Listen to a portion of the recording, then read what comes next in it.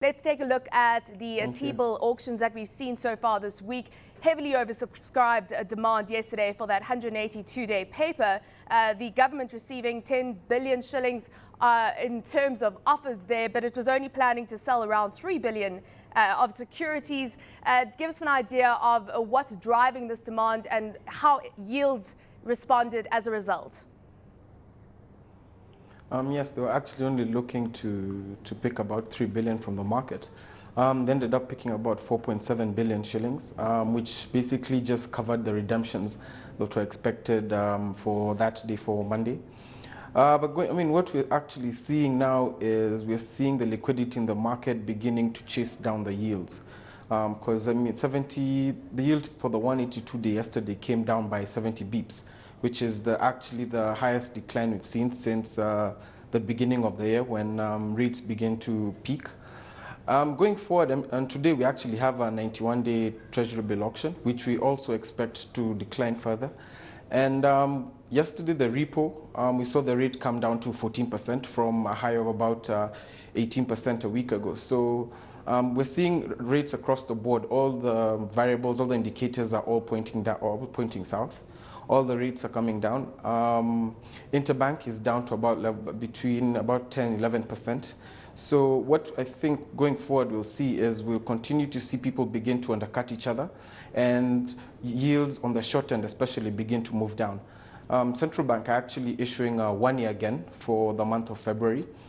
What we expect is for this to come at sub 20 levels.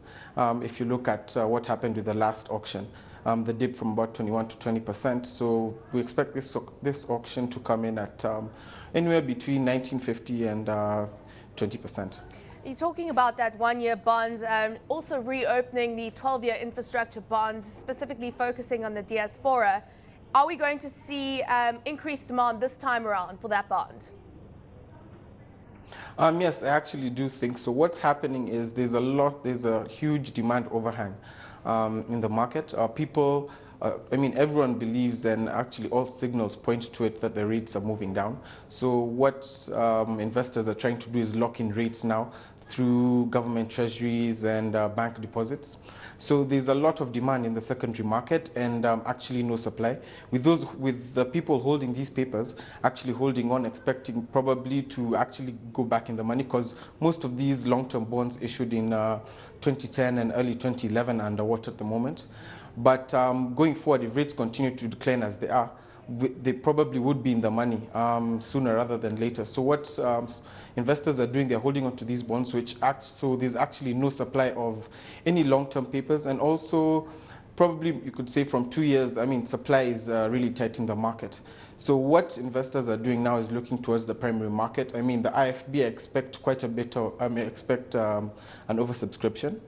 So going forward, everything looks good for central bank at the moment. And pretty much it seems like investors are trying to come into the market now, locking in bonds at these prices, expecting interest rates to come down, and then of course being able to benefit from those capital gains. Where do you see the market expectations with regards to when we'll see the first rate cut in Kenya this year? It's pretty difficult to say. We saw a neighbor cut their rates. This was last week. Uganda cut their rate, their CBR rate. And I think the signals we're getting from the MPC, they're actually going to hold on a bit. So I expect for this first quarter, the CBR rate to remain where it is.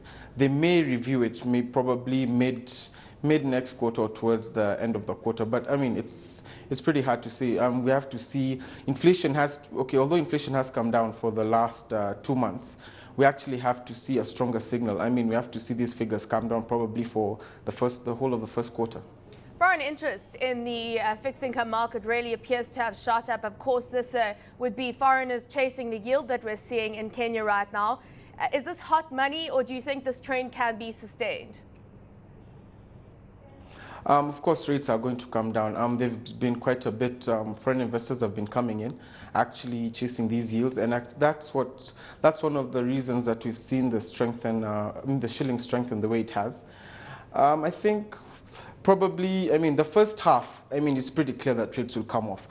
The second half is where it's not quite clear because borrowing pressure on the government may be quite a bit high because we expect redemptions for about 158 billion. On top of the expected domestic borrowing budget of 77 billion.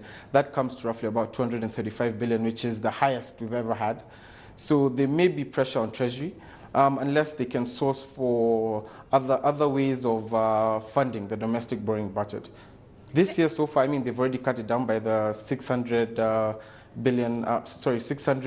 million loan, which works out to about 51 billion shillings. So the pressure is off, and I mean, that was the biggest threat to rates coming off. So I mean, the first half, it's pretty clear the way we're heading. The shilling has had, of course, a tremendous rally so far this year, touching 82.45 yesterday. That was where we saw it last year, March, beginning of March.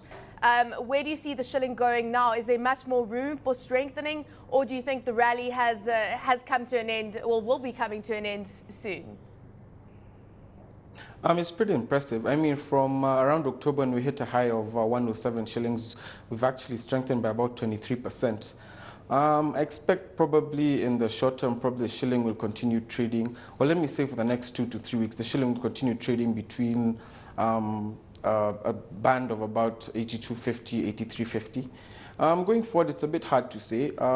When the weather's been quite adverse in January, and according to the meteorological department, we don't see they don't see rainfall coming anytime soon. And as you know, our local energy sector depends on hydro energy a lot, and also food depends on the weather a lot. So these may be pressures going forward. So we may see energy costs peak probably at some point in the second quarter.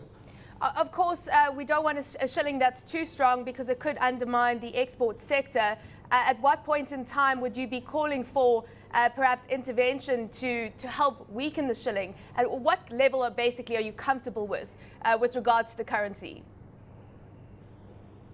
I think the levels we are at now is pretty comfortable, but around levels of 82.50, 83.50. I mean, even if you speak to most analysts, they feel they're comfortable at these levels. I think this time the central bank will be a bit more careful in the intervention to weaken the shilling. We saw this happen towards the beginning of last year, 2011, just before, the shilling began to weaken too much. So I think they'll be a bit more careful this time around.